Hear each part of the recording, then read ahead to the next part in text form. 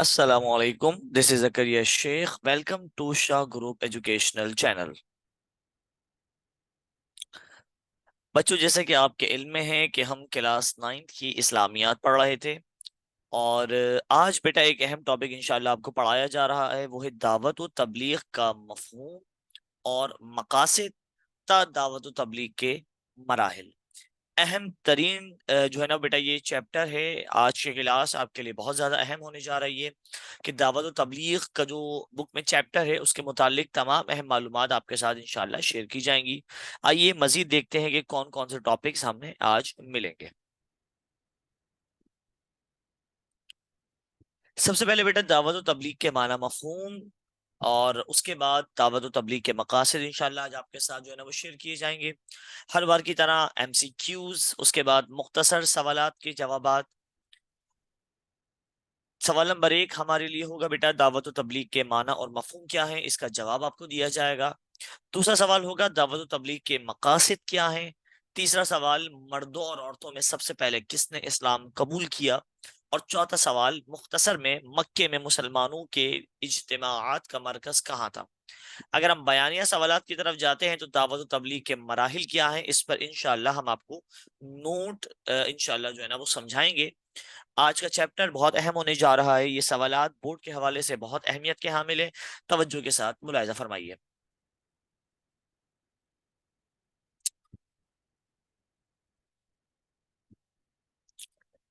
دعوت و تبلیغ کا مفہوم اور مقاصد تا دعوت و تبلیغ کے مراحل. عربی زبان میں دعوت کا معنی پکارنے اور بلانے اور تبلیغ کے معنی پہنچانے کے ہیں.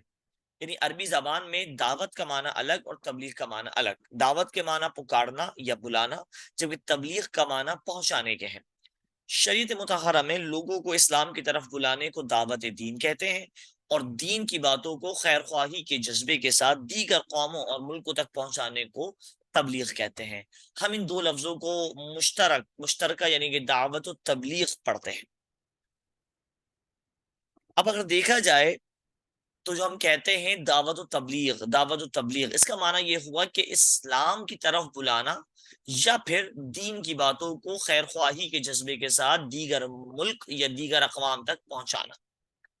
بیٹا اگر دعوت و تبلیغ کے مقاصد کے بارے میں پڑھیں تو لوگوں تک اللہ کا پیغام پہنچانا، اس کی وحدانیت پر ایمان لانا اور اس کے ایک الہ یعنی خدا، معبود اور رب ماننا. اصل میں دعوت و تبلیغ کے مقاصد کیا ہیں، دعوت و تبلیغ کیوں کی جاتی ہے؟ پہلی وجہ تو یہ ہے کہ لوگ اللہ کو پہچانیں. یعنی ہم جو لوگوں کو دین کی طرف بلائیں، لوگوں کو خداوند کا پیغام پہنچائیں، تو پہلا مقصد تو یہ ہے کہ وہ اللہ کو پہچانیں، اس کی وحدانیت پر ایمان لائیں اور اس کو ایک اللہ مانے، ایک معبود مانے. پہلا مقصد تو بیٹا دعوت و تبلیغ کا یہ ہوتا ہے کہ اللہ کی وحدانیت کو پہچانا جائے. دوسرا مقصد اللہ تعالیٰ کے پیغمبروں پر ایمان لا کر ان کی پیروی کی جائے. تیسرا مقصد دعوت و تبلیغ کا کہ نبی اکرم علیہ السلام کو خاتم النبیین جان کر ان کی سیرت پر عمل کیا جائے. اور مقصد نمبر 4 نیکی کو فروغ دینا اور برائیوں کو ختم کرنے کی ترغیب دینا. کبھی بھی کوئی بھی دعوت و تبلیغ کرتا ہے تو یہ 4 بنیادی مقاصد ہوتے ہیں. نمبر 1 اللہ کی وحدانیت کا پیغام. نمبر 2 نبی کریم علیہ الصلوۃ والتسلیم کو خاتم النبیین جانا جائے. نمبر 3 اللہ کے پیغمبروں پر ایمان لایا جائے. نمبر 4 نیکی کو فروغ دیا جائے، نیکی کو پروموٹ کیا جائے.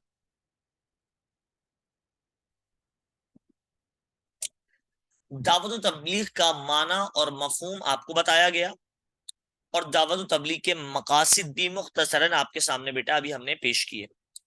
اب آتے ہیں دعوت و تبلیغ کے مراحل پہ کہ اس کے سٹیجز کتنے ہیں.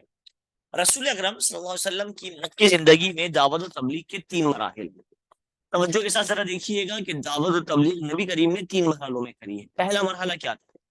پہلا مرحلہ بعثت کے بعد یعنی نبوت کے بعد 3 سال تک بڑی خاموشی سے توحید کی تبلیغ کی، اور اہل خانہ اور قابل بھروسہ دوستوں پر محنت کی گئی. عورتوں میں سب سے پہلے حضرت خدیجہ رضی اللہ تعالی عنہ نے، مردوں میں حضرت ابوبکر صدیق رضی اللہ تعالی عنہ، اور بچوں میں حضرت علی رضی اللہ تعالی عنہ نے اسلام قبول کیا.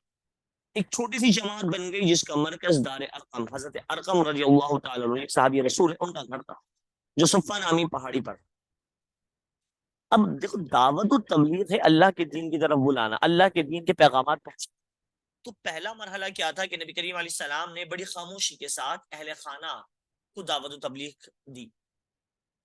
اس کے بعد قابل بھروسہ دوستوں پر محنت کی گئی. عورتوں میں حضرت خدیجہ، مردوں میں حضرت ابوبکر صدیق، اور بچوں میں حضرت علی ایمان لے کر آئے.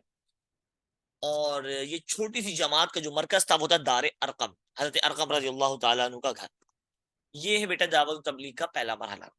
اگر دوسرے مرحلے کو دیکھا جائے تو اعلانیہ تبلیغ.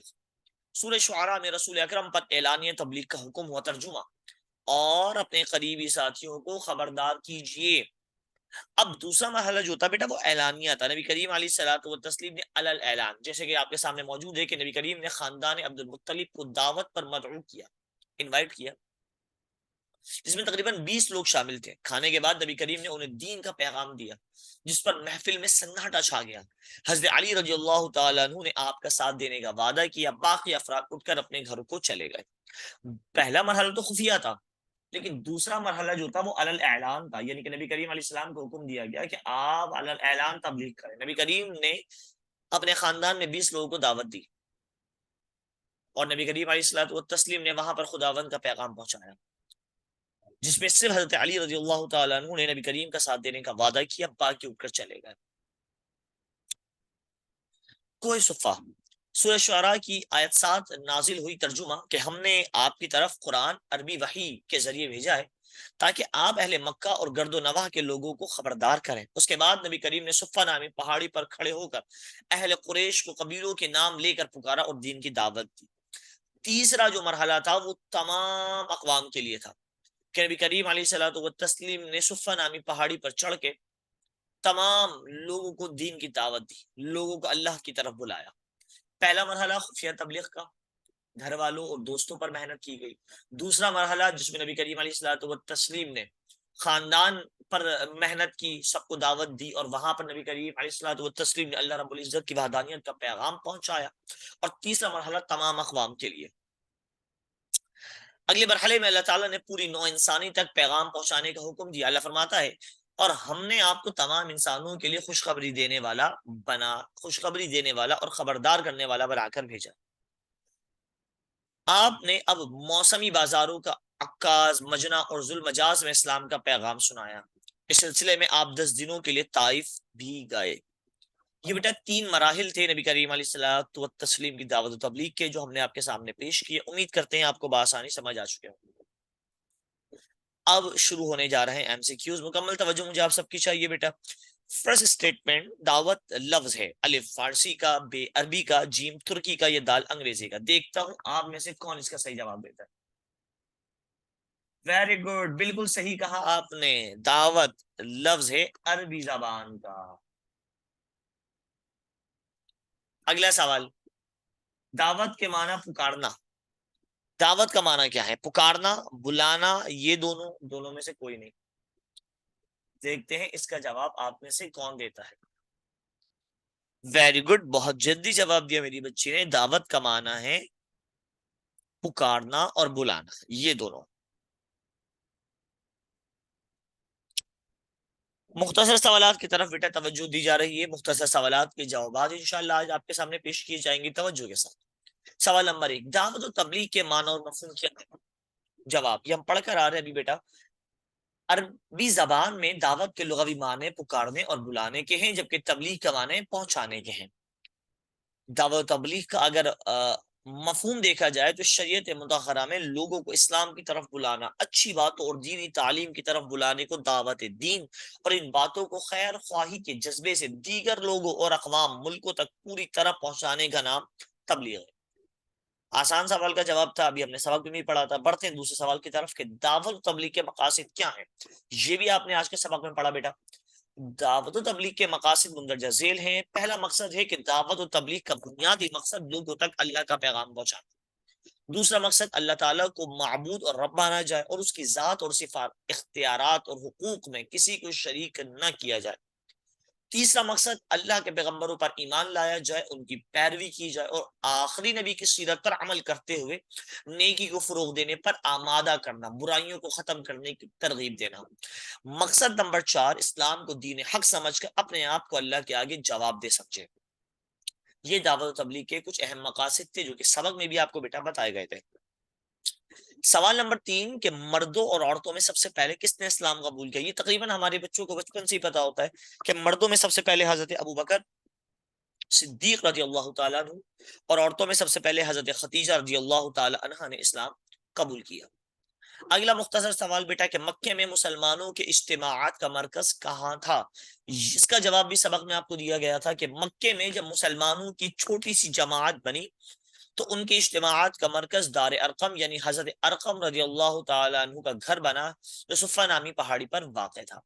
بہت آسان سوال تھے بیٹا جس کے جوابات آپ کو سبق میں بھی دیے گئے، مجھے امید ہے آپ کو اس طرح بھی سمجھ آئے ہوں گے۔ اب بڑھتے ہیں تفصیلی سوال کی طرف۔ اس سوال کا جواب بھی آپ نے سبق میں پڑھا ہے کہ دعوت و تبلیغ کے مراحل کیا ہیں۔ بیٹا اگر نبی کریم کی مکی زندگی میں دیکھا جائے تو دعوت و تبلیغ کے 3 مراحل ہیں جیسے کہ بتایا گیا۔ پہلا مرحلہ خفیہ تبلیغ، بعثت کے بعد سے 3 سالوں تک نبی کریم علیہ الصلوۃ والتسلیم نے بڑی خاموشی اور رازداری کے ساتھ توحید کی تبلیغ میں گزارا۔ اس خاموشی اور حکیمانہ طرز دعوت و تبلیغ کا نتیجہ یہ نکلا کہ سب سے پہلے مردوں میں حضرت ابوبکر رضی اللہ تعالیٰ عنہ، عورتوں میں حضرت خدیجہ رضی اللہ تعالیٰ عنہ، غلاموں میں حضرت زید بن حارث رضی اللہ تعالیٰ عنہ، اور بچوں میں حضرت علی رضی اللہ تعالیٰ عنہ مشرف باسلام ہوئے۔ ابتدا میں اہل خانہ اور قابل بھروسہ دوستوں پر محنت کی گئی، تھوڑی عرصے میں مسلمانوں کی ایک چھوٹی سی جماعت بن گئی۔ دار ارقم حضرت ارقم رضی اللہ تعالیٰ عنہ کا گھر جو صفہ کی پہاڑی پر واقع تھا ان کے اجتماعات کا مرکز بنا، جہاں پر وہ قرآن کریم کی تعلیم سیکھتے اور نمازیں ادا کرتے تھے۔ یہ تو ہو گیا پہلا مرحلہ جس کو ہم اور آپ کہتے ہیں خفیہ مرحلہ۔ دوسرا مرحلہ اعلانیہ تبلیغ کہ 3 سال تک خفیہ تبلیغ کے بعد سورہ شعراء میں اللہ کا ارشاد ہوا، ترجمہ ہے اور اپنے قریبی رشتہ داروں کو خبردار کیجیے۔ اس حکم کے چند روز بعد نبی کریم نے خاندان عبد المطلب کو دعوت پر مدعو کیا، جس میں 40 کے قریب لوگ شامل تھے۔ کھانا کھانے کے بعد نبی کریم نے فرمایا، میں تمہارے پاس وہ پیغام لایا ہوں جو عرب کے کسی شخص نے پیش نہیں کیا، یہ دنیا اور آخرت دونوں کی کامیابی کا پیغام ہے۔ وہ چیز لایا ہوں جو دین اور دنیا دونوں کی سعادت کا سبب ہے۔ تم میں کون ہے جو اس الہی مہم میں میرا ساتھ دے؟ اس بیان کے بعد پوری محفل میں سناٹا چھا گیا، صرف نو عمر چھوٹے حضرت علی رضی اللہ تعالیٰ عنہ کھڑے ہوئے، چھوٹے صرف عمر میں، اور عرض کی میں آپ کا ساتھ دوں گا یا رسول اللہ، اگرچہ میں سب سے چھوٹا اور کمزور ہوں عمر میں لیکن اس کے باوجود آپ کا ساتھ دوں گا۔ باقی تمام شرکا اٹھ کر اپنے اپنے گھر چلے گئے۔ تو یہ بیٹا دوسرا مرحلہ تھا جو قریبی رشتہ داروں کو دیا گیا۔ اور تیسرا کوہ صفہ پر عزیز و اقارب اور اہل مکہ تک اللہ کا پیغام پہنچانے کے بعد اللہ تعالیٰ نے نبی کریم علیہ الصلوۃ والتسلیم کو قدر وسیع پیمانے پر اس پیغام کو پھیلانے کا حکم فرمایا کہ قوم کو دعوت دیں۔ سورہ شعراء کی آیت 7 میں اللہ فرماتا ہے، ترجمہ، ہم نے آپ کا قرآن عربی وحی کے ذریعے بھیجا ہے تاکہ آپ اہل مکہ اور گرد و نواح کے لوگوں کو خبردار کریں۔ چنانچہ نبی کریم صفہ کی پہاڑی پر کھڑے ہو کر اہل قریش کو دعوت دی اور فرمایا، یاد رکھو میں تمہیں اس سے بڑھ کر حق بات کہتا ہوں، سچ بات کہتا ہوں اور اللہ کے عذاب سے ڈراتا ہوں۔ آپ کی دعوت سے ابو لہب نے انکار کیا اور مجمع منتشر ہو گیا۔ یہ 3 مراحل تھے۔ دوبارہ اگر مختصراً کہوں تو خفیہ تبلیغ، دوسری اعلانیہ تبلیغ جو خاندان کی طرف کی گئی، اور تیسری کوہ صفہ کی۔ مجھے امید ہے میرے بچوں یہ اس سوال کا جواب بآسانی آپ کو سمجھ آ گیا ہوگا۔ تیسرا مرحلہ، اس مرحلے میں اللہ نے اس پیغام کو پوری بنی نوع انسان یعنی بین الاقوامی درجہ دیتے ہوئے فرمایا، اور ہم نے آپ کو تمام انسانوں کے لیے خوشخبری دینے والا اور خبردار کرنے والا بنا کر بھیجا۔ چنانچہ نبی کریم نے دعوتی مہم کو آگے بڑھاتے ہوئے عرب کے کئی بازاروں میں جا کر اسلام کا پیغام پہنچایا اور اسلام کی تبلیغ کے لیے طائف بھی گئے۔ یہ تھا بیٹا آج کا لیکچر دعوت و تبلیغ کا۔ مجھے امید ہے آپ کو سمجھ آیا ہوگا۔ دعوت و تبلیغ کے معنی مفہوم آپ کو بتایا گیا، دعوت و تبلیغ کے کچھ اہم مقاصد آپ کو بتایا گئے، اور دعوت و تبلیغ کے مراحل، ساتھ میں MCQs، short question, long question بھی اس کے آپ نے ذکر کیے گئے۔ اسی کے ساتھ آج کا لیکچر اپنے اختتام کو پہنچا۔ سر زکریا کو اجازت دیجیے، ملیں گے انشاءاللہ اگلے کلاس میں۔ اپنا بہت سارا خیال رکھیے گا۔ السلام علیکم ورحمۃ اللہ۔